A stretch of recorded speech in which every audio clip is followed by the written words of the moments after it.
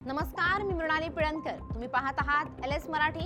सकाळचे 10 वाजता आहेत. पाहुयात राज्यात काय घडामोडी घडतायत. आंदोलनाच्या यशानंतर अभिजित दिपकेंचा व्हिडिओ समोर. विजय शक्य करणाऱ्या सर्वांचे दिपकेंनी मानले आभार. धर्मेंद्र प्रधान यांच्या राजीनाम्यानंतर माजलगावात जल्लोष. डॉक्टर बाबासाहेब आंबेडकर चौकात फटाक्यांची आतषबाजी.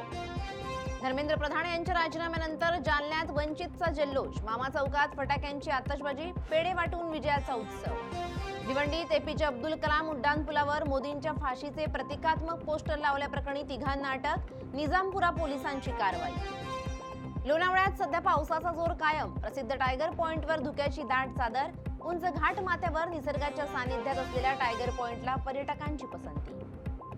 लोणावळ्यात पावसाचा जोर अधिक वाढला. निसर्ग सौंदर्य खुललं. नैसर्गिक धबधबे प्रवाहित.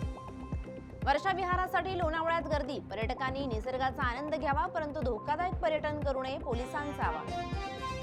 पवना धरणाच्या पाणलोट क्षेत्रात पावसाची दमदार बॅटिंग. धरणाची पाणी पातळी आता 96%. पर्यटन नगरी लोणावळ्यात वरुणराजाची सलग 4थ्या दिवशी दमदार बॅटिंग. घाटमाता धुक्याची चादर आणि धबधब्यांनी नटला. पवना परिसरात धबधब्यांचा मनमोहक जलकल्लोळ. पावसाच्या सरींनी जागले पवनाचे धबधबे. डोंगर माथ्यावरून वाहणारं पाणी पर्यटकांना घालतंय भुरळ. लोणावळ्यातील टायगर पॉइंट घाटमाथ्यावर पावसानं पुन्हा जोर धरला. धुक्याची दुरई आणि कोसळणाऱ्या सरींनी निसर्गाचं रूप खुललं. गडचिरोलीत पुन्हा माओवादी सक्रिय. बॅनर आणि पत्रकामुळे खळबळ. कंपन्यांचा शिरकाव आणि पोलीस ठाण्यावर आक्षेप. माओवाद्यांच्या शहीद सप्ताहाच्या पार्श्वभूमीवर गडचिरोलीत आढळली नक्षली पत्रकं. लंडन ते पंढरपूर ग्लोबल वारीचा भक्तिमय समारोप सोहळ्यात धनंजय मुंडे यांनी पादुकांचं दर्शन घेत पालखी वाहिली. बीडच्या थेरला जिल्हा परिषद शाळेची भिंत मध्यरात्री कोसळली. मोठा अनर्थ टळला. जीर्ण शाळांकडे प्रशासनाचं दुर्लक्ष. नवीन इमारतीसाठी निधीची मागणी. वाशिमच्या मंगरुळपीर तालुक्यातील खेरडा येथे घरफोडी. 1,15,000चा मुद्देमाल लंपास. परभणीच्या गंगाखेडमध्ये अतिप्रमाणात दारूचं सेवन केल्यानं एकाचा जागीच मृत्यू. पोलीस ठाण्यात आकस्मिक मृत्यूची नोंद.